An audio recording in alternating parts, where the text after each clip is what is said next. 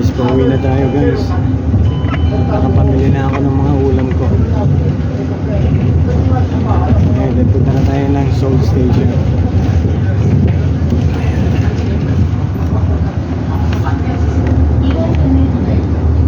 Doon na ako sasakay ng bus.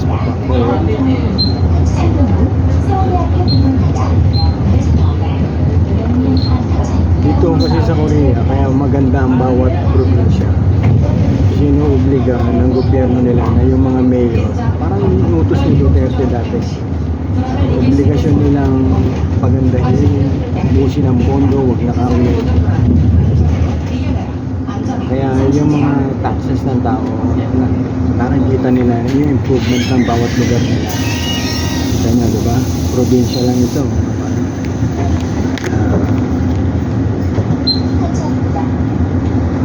Pero part pa rin ito ng Seoul. Yung dating pangit na napapaganda nila. Kita nyo naman ng bagong gobyerno natin, diba? Lahat ng project ng dating nakaraan hindi na tinuloy, kaya ang daming nasayang na pera. Makawa yung mga kakatulad namin, mga OFW na nagpapakahirap sa ibang bansa. Sila nagpapakasarap sa mga walang pagunlad eh. Bawat probinsya nabubulok. Parami mga nagkalat sa lansangan sa atin. Parang ang dami-dami nagugutom sa atin. Bakit ganun? Diba? Kala natin yung mga Marcoses may pera talaga. Parang mahirap pa sila sa pera. Diba? Yung tatay ni BBM masipag, pero si BBM tamad.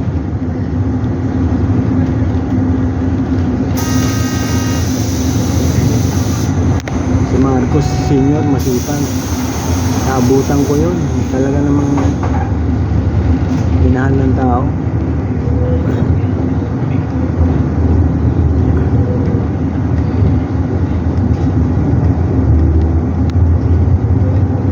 Si BBM parang walang ginagawa. Pasyal na.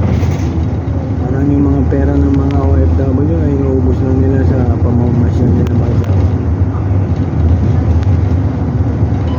Kita nyo, di ba? Kung gaano kalawak ng mga kalsada dito. Kung gaano kalinis.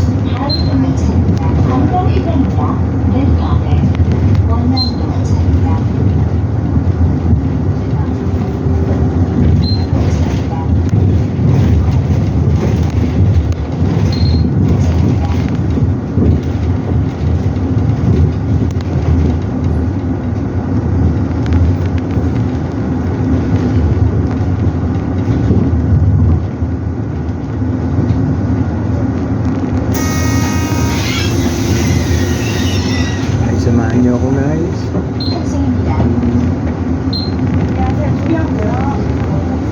Madalang ako makalabas, kaya madalang din ako makagawa ng video. Kaya pagpasensyahan niyo. Sana like and share niyo ito. Please subscribe. Okay.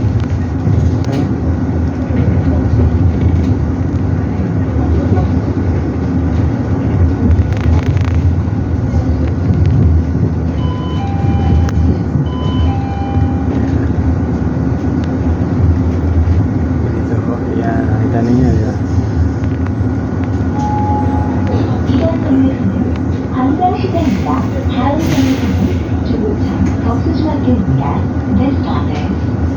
Nakakapagod daw sa abroad. Dito sa abroad, sisigurahin namin yung mga pagmumura para lang kumita kami, diba? Kailangan yun, sana. Kailangan mahabang pasensya mo, hindi ka bibitaw sa Diyos.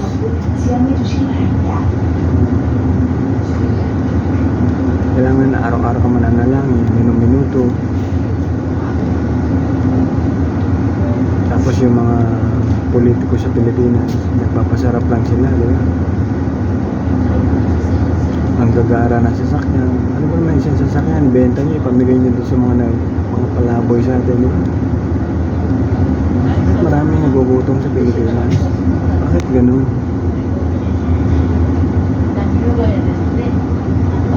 Sana yung mga politiko matuto sila kung paano matakot sa Diyos, paano mahalin ang kapwa.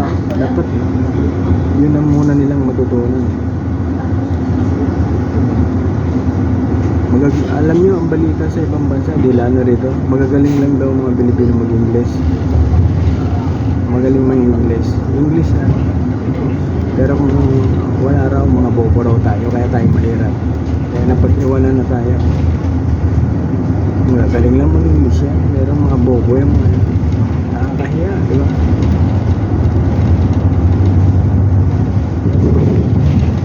Saka kalat na kalat sa buong mundo kung paano ang korupsyon sa Pilipinas. Nakakahiya nga eh.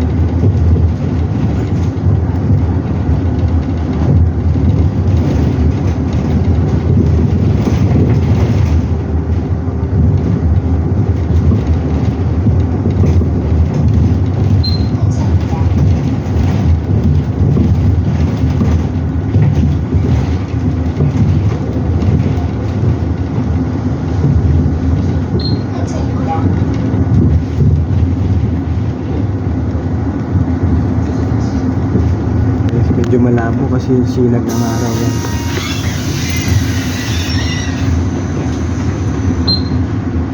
Nandito na tayo guys sa may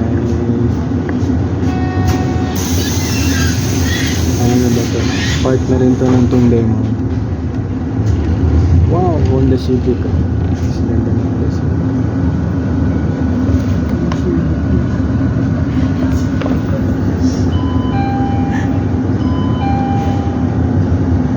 Ganda ng Honda Civic na bago.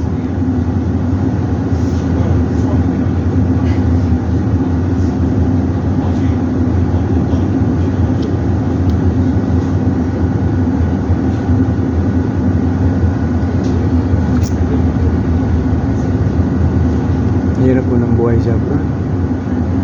Yung bata ako, akala ko yung mga umuwi galing abroad, di ba? Mapera, maraming alahas. Akala ko pag nag-abroad ka, yung maganda ang katayuan doon, parang ang sarap ng buhay.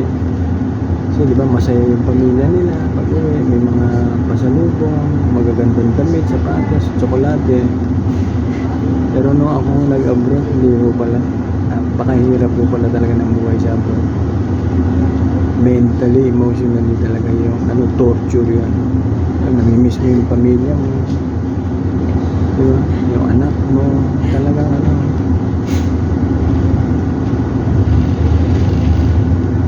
Tapos yung mga politiko sa atin, nagpapasarap lang ngayon. Hindi iniisip yung mga, buti nga mabait si Arnel Ignacio, talagang tumutulong sila. Yun yung tao ni Duterte, talagang magaling. May malasakit talaga sa kapwa, talagang may malasakit sa mga OFW. Sana gabayan siya ng Diyos, no? Para may pagpatuloy niya, mapagpasensya niya yung buhay ng mga nangyayari sa mga OFW, lalo sa Middle East.